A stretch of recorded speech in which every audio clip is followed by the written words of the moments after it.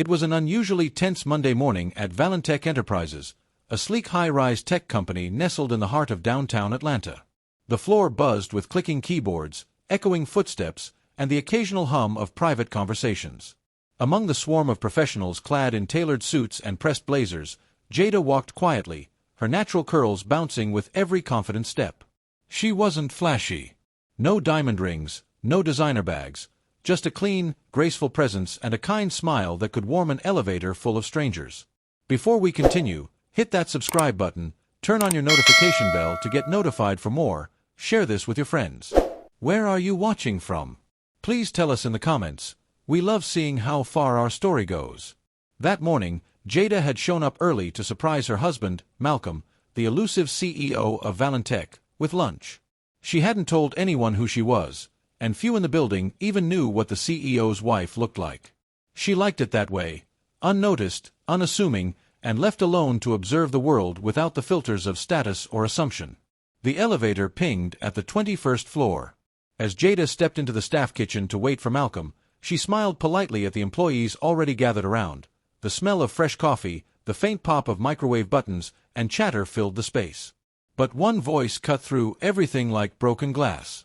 "Oh, not you again," sneered Brittany, a senior associate known for her icy demeanor and designer obsession. She was pouring herself a glass of Coke, her long acrylic nails clinking against the cup. Jada looked up, caught off guard. "Sorry.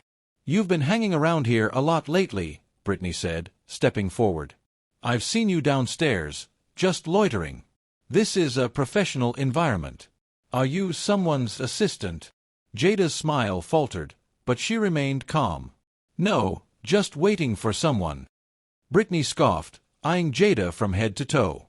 "Figures," she muttered. Then, in a flash of irritation, and perhaps a cocktail of pride, stress, and bias, she tilted the plastic cup and splashed the cold Coke all over Jada's cream blouse. The entire kitchen went dead silent. Jada gasped, stepping back, her shirt soaked, droplets running down her arms. No one moved. No one breathed.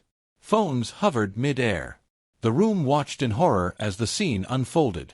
"You should really think twice about wandering into places you don't belong," Brittany hissed, arms crossed triumphantly. From the hallway came footsteps, sharp, focused. The door swung open, and in walked Malcolm, suited sharp in navy blue, eyes locking instantly onto his wife, dripping Coke and humiliation. "Jada," he said, rushing to her. Brittany's smile froze. Her world tilted. Jada looked up at her husband, now staring daggers at Brittany. "I was just," Brittany stammered. She came in unannounced. I didn't know." "She's my wife," Malcolm said flatly, stepping between them. "You threw Coke on my wife." The color drained from Brittany's face. "I didn't know, sir. I thought she was." "What?" "Not worthy of your respect unless you know who she is." Malcolm's voice dropped dangerously.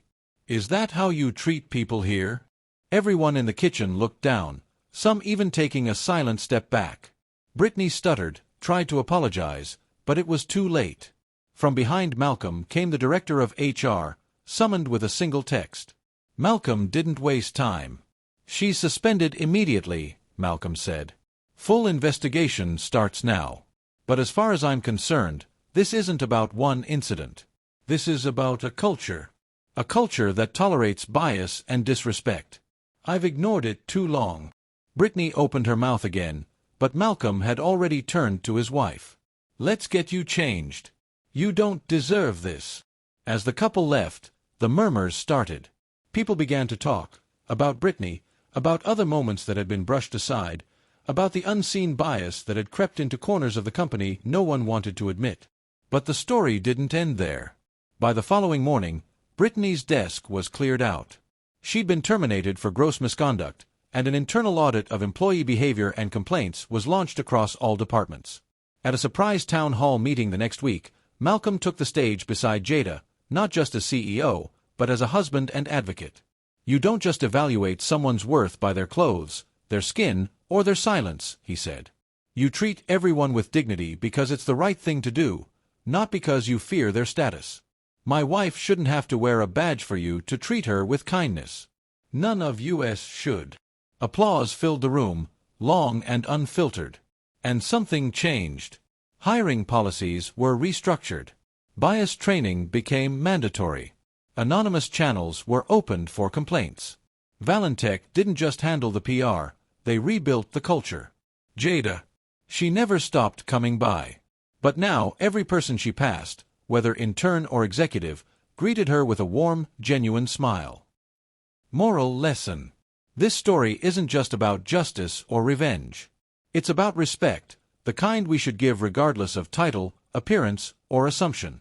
True professionalism isn't shown when you know someone's status. It's shown in how you treat the invisible, the quiet, the ones who don't speak until they're forced to. Let this be a reminder to treat every person with kindness, not because of who they might be behind the scenes, but because that's the kind of world we want to build. Let us know what you think in the comments. Did this story move you? Have you ever witnessed something similar? Let's talk below. And remember, subscribe for more real-life inspired stories that shine light on truth, justice, and human dignity.